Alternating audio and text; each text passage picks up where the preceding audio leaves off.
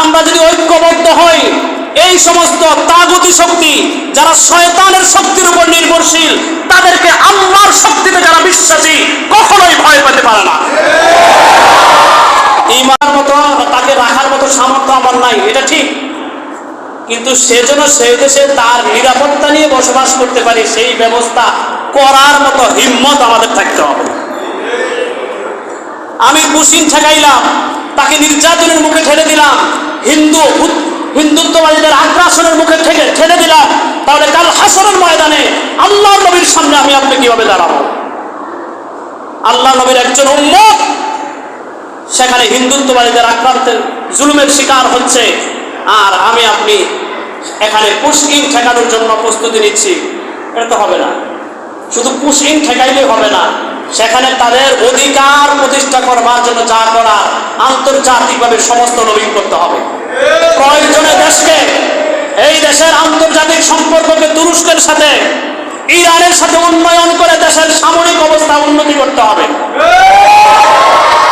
দেশের প্রত্যেকটা যুবক 25 থেকে 33 বছর বয়সের সবাইকে 6 মাসের বা 3 মাসের সামরিক ট্রেনিং বাধ্যতামূলক করতে হবে। এছাড়া উপায় নাই।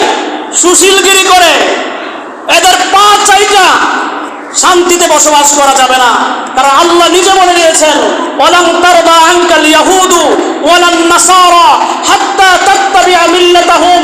হে আল্লাহর নবীর উম্মতেরা শোনো, আমার বান্দারা শোনো, তোমার প্রতি হিন্দু, খ্রিস্টান, বৌদ্ধ ততক্ষণ পর্যন্ত সন্তুষ্ট হবে না যতক্ষণ পর্যন্ত না তুমি তাদের আদর্শ অনুসরণ না করবা। আপনি নিজের আদর্শ ছাইড়া দিয়া ইহুদি যতক্ষণ না হবেন, খ্রিস্টান যতক্ষণ না হবেন, হিন্দু যতক্ষণ না হবেন, যত সুশীলগিরি করেন তাদের কাছে আপনি ভালো হতে পারবেন না। সুতরাং এই সুশীলতা দেখায় কোনো লাভ নাই। ওরা যেমন উগ্রপন্থী উগ্রতাকে বেছে নিয়েছে, এদেরকে ঠেকানোর জন্য বাংলাদেশেও ধর্মীয় উন্মাদনা তৈরি করতে হবে।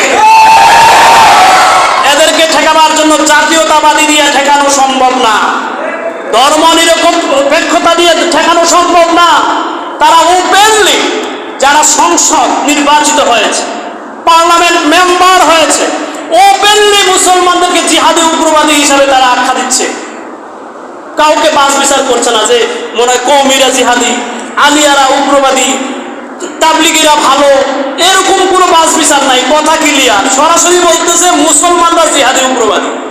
এখন তাবলিগওয়ালাও মুসলমান, আলিয়াওয়ালাও মুসলমান, কওমিওয়ালাও মুসলমান, ওয়াহাবি মুসলমান, সুন্নিও কি, তাদের কথায় সবাই কি কালা টুপিওয়ালা, খাড়া টুপিওয়ালা আর ফাঁসকুল্লিওয়ালা, কোনটা বাচ্চা কইছে নাই যে ফাঁসকুল্লিওয়ালারা উগ্রবাদী আর খাড়া টুপিওয়ালারা ভালো? এই অবস্থায় নীরব থাকার কোনো সুযোগ নাই। রাষ্ট্রকে যদি হেফাজত করতে হয়, 17 কোটি মুসলমান যদি জাগ্রত হয়, এদের 100 কোটি হিন্দু কিচ্ছু করতে পারবে না ইনশাআল্লাহ।